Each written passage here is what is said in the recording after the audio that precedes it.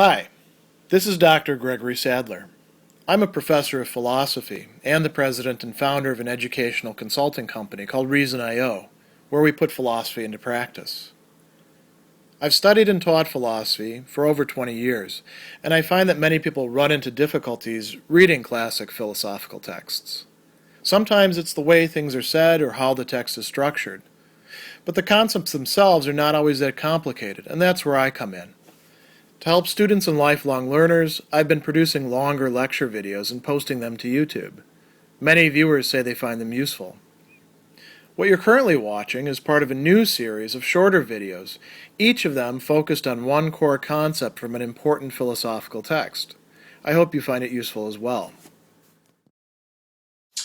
In the course of his pretty long discussion in Monologion about the relationship between what he initially calls the expression or utterance, the locutio, and then the word, the verbum, and then finally the son, the filius, of the divine substance or spirit, which is going to be the Father. Anselm is going to talk about them in chapter 44 in particular as being the essence of each other, the essentia. And we want to keep in mind as we're working through this material that when Anselm says essence, it doesn't automatically translate to what an Aristotelian or somebody else might make of essence, particularly when we're dealing with the divine, the supreme being, in part because essentia for Anselm means something more than just essence. It also means being. And as we saw in earlier videos, there's a particular sense in which he's using this. So you might want to check out some of the earlier core concept videos dealing with being. Anselm says that in chapter 43, as he concludes this discussion about the Father and the Son, that the essence of each always exists in the other. So that makes it sound as if there's a kind of reciprocity there. And he makes sure to tell us that that's not actually the case. He says, in virtue of their substance, they are so much the same that the essence of the Son always exists in the Father, and the essence of the Father always exists in the Son. Why? For there are not different essences, but the same essence, not several essences, but one essence of both. That makes it sound as if somehow they are, you might say, instances of one particular essence. But again, we want to keep in mind that essence not only means what is essential to some bunch of things shared in common, but also the very being of that. And when we're talking about supreme essence, that is one of the attributes of the divine, we're talking about a being whose essence is somewhat different than the essences that we're used to dealing with created beings. When we turn to chapter 44, Anselm says that if we say that one is the essence of the other, we're not straying from truth, but rather emphasizing the supreme unity and simplicity of their common nature. So we can say that the Father is the essence of the Son, meaning the Father is that by which the Son is what it is, and we can say that the Son is also that, but they are both equally, you could say, what it is that they are. He says, we can't understand this in the same way as when we talk about the wisdom of a man. So he wants to compare this to how created beings, which have attributes like the ones that he's been talking about so far, like wisdom, how they have that or are what they are. So a man, a human being who possesses wisdom, is not thereby wisdom, right? We've talked about this before in another core concept video, what can be said substantively about God. A human being is wisdom to the extent, or has wisdom to the extent that they do, by participating in something else, by participating in wisdom itself, which turns out to be the supreme wisdom that is the divine substance. The Son, however, does not exist through the Father by participation, or for that matter, have its wisdom by participation.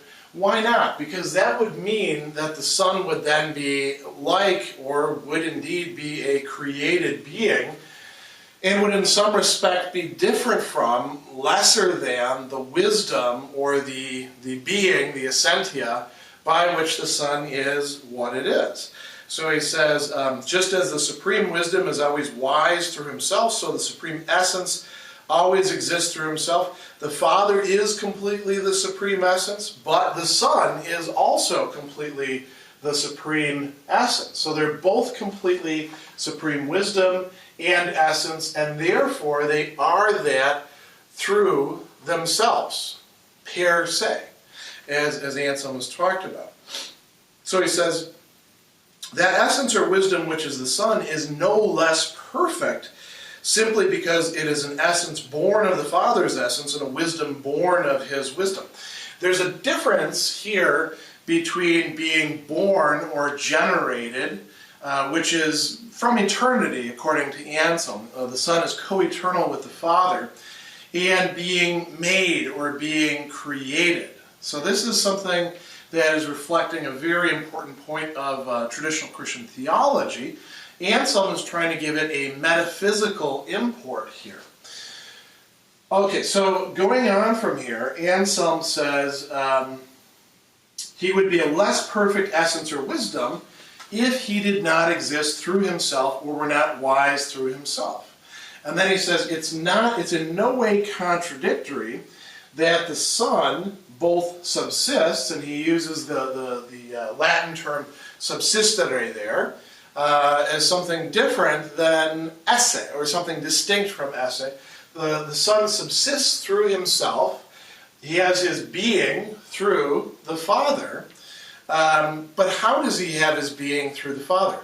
In such a way that he is not ontologically dependent upon the Father, the way that created things are upon the divine substance. He is the totality of what it is that the Father, the generative principle in this case, brings into, can't even say brings into being, however we want to express this. He says,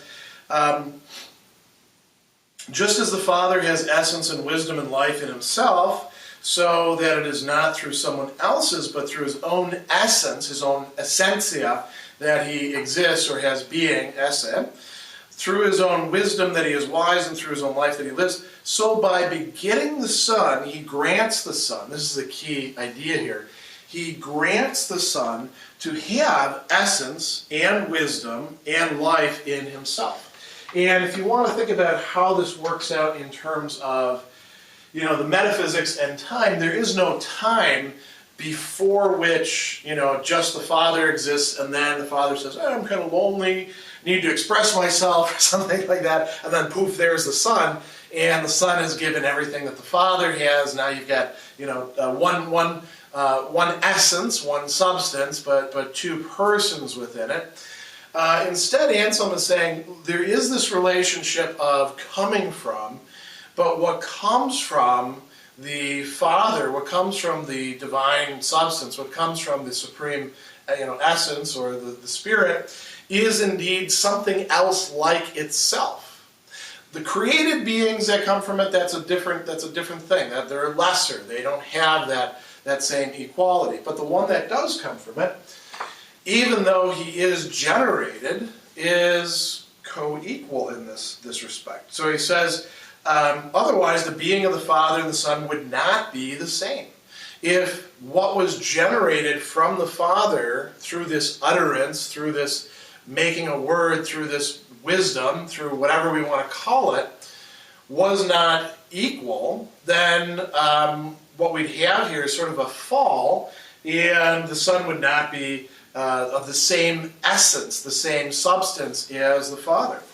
So he says it's contradictory. It's not contradictory. The Son both subsists through himself and exists from the Father, since this very power of subsisting through himself is necessarily, Anselm says, something he has from the Father. And then here again he reverts to talking in terms of wisdom, and this is a little bit illuminating.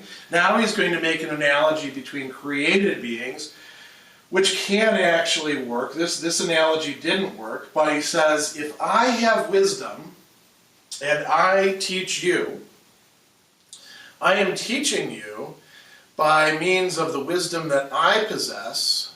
Wisdom is created in you. You are wise in a certain respect from my wisdom, because my wisdom was involved in the process of generating yours. But if you really now possess wisdom, it's something in you, not in me. It could be identical. It could be the same wisdom that we've shared, right? In which case, it's very much similar to this.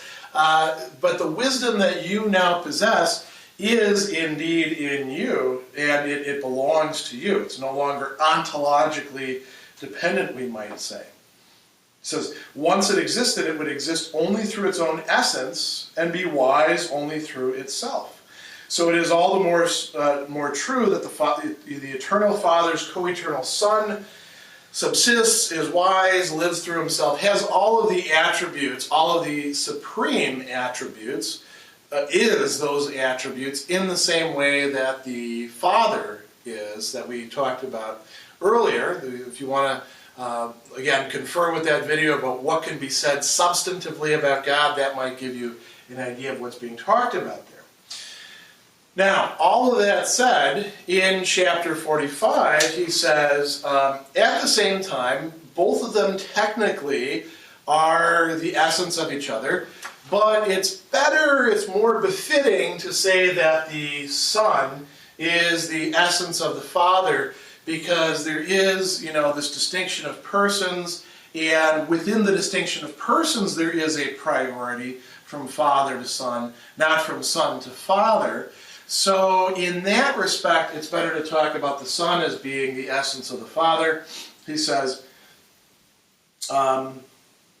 here we go. The Father has his essence from no one but himself. It just is what it is. It is not completely appropriate to say that he has anyone's essence but his own. Since the Son has his essence, which is totally his own, but it also from the Father, and indeed the very same essence the Father has, he can be most appropriately said to have the essence of the Father. Again, keep in mind that essence means something a little bit more in this case than just a common quality, or even what makes a thing what it is. It includes the being of the thing. That is what essentia includes for Anselm. So Anselm concludes that it makes more sense to talk about the Son being the essence of the Father, but they are, technically speaking, both, each one is the essence of the other, in part because they actually do share a one unity, common, simple essence together, of which they are, in relation to each other through that distinction.